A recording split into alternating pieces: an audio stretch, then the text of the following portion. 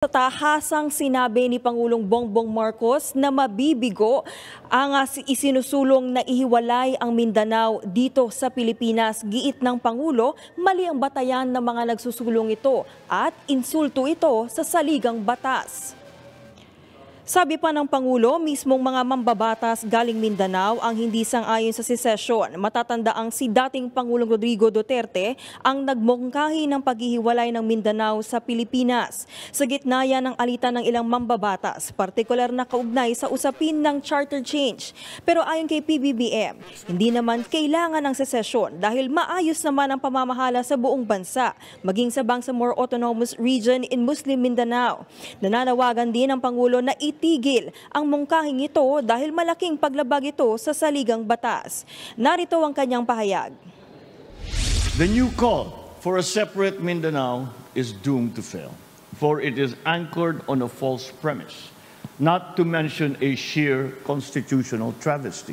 Hindi ito ang bagong Pilipinas na ating hinuhubog, bagkus ito ay pagwasak mismo sa ating bansang Pilipinas.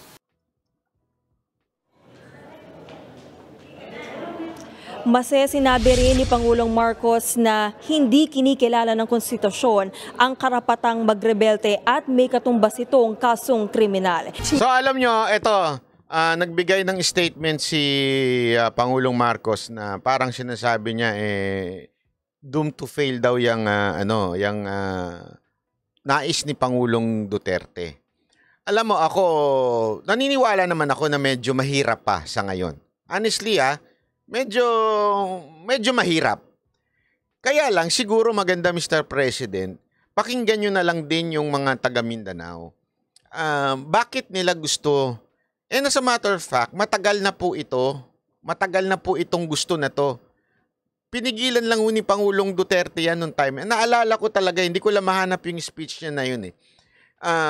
Matagal na talagang gusto ng mga taga Mindanao na mahiwalay sa Pilipinas. Maraming rason. Kultura, relihiyon, marami dahilan. Kaya lang, nung naging presidente si Pangulong Duterte, ginawa niya na solusyon yan. Kasi huwag niyong kakalimutan, that's the reason merong MILF and may MNLF.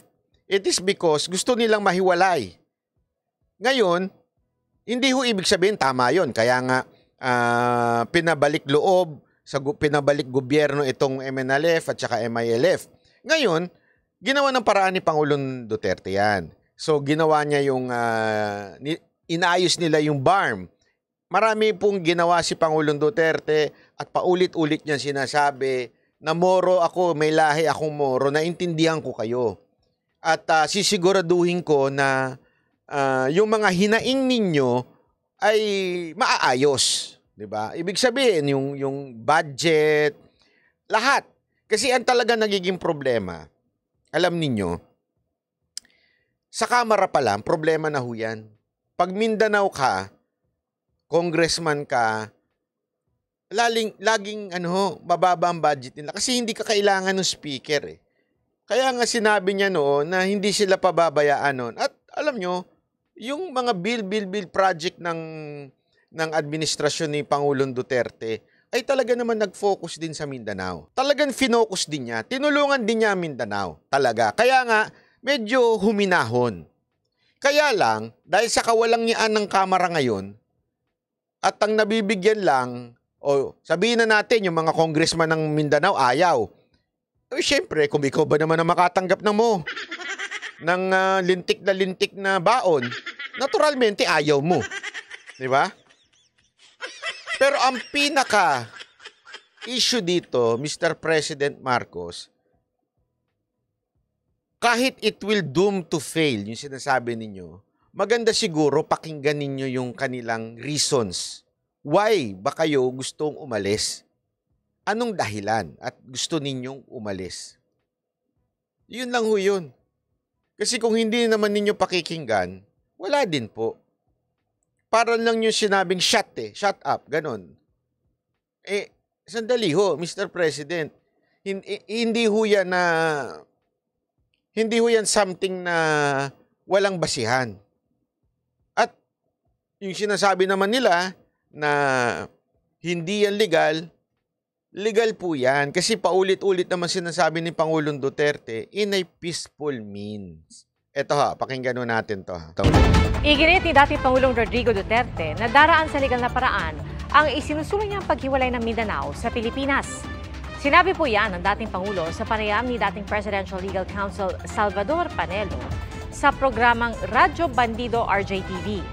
Ayon sa dating Pangulo, daraan ito sa United Nations, gaya ng ginawa ng Timor-Leste. Binatikos din niya ang reaksyon ng ilang opisyal at pagtawag na act of sedition sa naturang hakbang. Sabi ni Duterte, ayaw niya ng gera. Hindi rin daw labag sa konstitusyon na paghiwalay ng Mindanao dahil nakabase ito anya sa kagustuhan ng taong bayan. So, ito yung sinasabi ni Pangulong Duterte, paulit-ulit, peaceful means naman po ang kanya. At ito ay legal. Bakit ito legal? Ulitin ho natin ito, ipakita po natin, di ba? Diniscuss na po natin isang araw ito. At paulit-ulit po ito, sasabihin natin, Section 1, the Philippines is a democratic and republican state. Sovereignty resides in the people. Nasa tao ang pinaka-sovereign, di ba? Yung talagang pinaka-authority. And all government authority emanates from them. Ibig sabihin, nanggagaling ang lahat ng authority ng gobyerno saan? Sa tao. Alam niyo ho ba kung bakit hindi maaaring umaresto ang sundalo? Kasi sa Pilipinas, ang civilian ay mas mataas sa sundalo. Kaya nga, kung papansin ninyo, ang commander-in-chief talaga ay ang presidente, which is civilian in nature. Yun ho. Ang kapulisan naman, although they are armed, considered under pa rin sila ng supervision ng DILG, which is under a secretary at the same time under ng presidente. So anong ibig sabihin nito? Ang ating konstitusyon, ang pinaka sandala ng ating konstitusyon na ang lahat ng kapangyarihan ay nasa taong bayan. Kung ang taong bayan, they wish for a separate state, pwede ho nilang i-petition yan peacefully as long as hindi sila gagamit ng dahas or anything na matatawag nating krimen. Kaya nga ang sabi ni Pangulong Duterte, iaakyat sa UN, United Nations, which is we belong, ipipetition kung yun ang gusto ng taong bayan ng Mindanao. Okay? So yun po yung sinasabi. Ngayon, ang tanong dito, magsasaksid ba to? Hindi ko ho alam. Gusto ko ba to? Wala akong karapatan sabihin na gusto ko o ayoko. Hindi naman po ako taga Mindanao. Taga Japan po ako. Ay, hindi. Pangarap lang. Taga Luzon po ako. So, ibig sabihin, ang dapat nating tanungin, ang mga taga Mindanao. Di ba ho? Wag ho natin, naintindihan ko marami sa atin. Kahit ako, medyo ako dyan parang ayoko sana. Kasi sabi ko nga sa inyo, mahihirapan na naman baguhin ang team song ng Itbulaga. Kakakuha lang nga nila ng pangalang Itbulaga Tapos pahihirapan pa natin sila. Babaguhin na naman yung team song nila. Pabago-bago na lang. Joke lang po yun.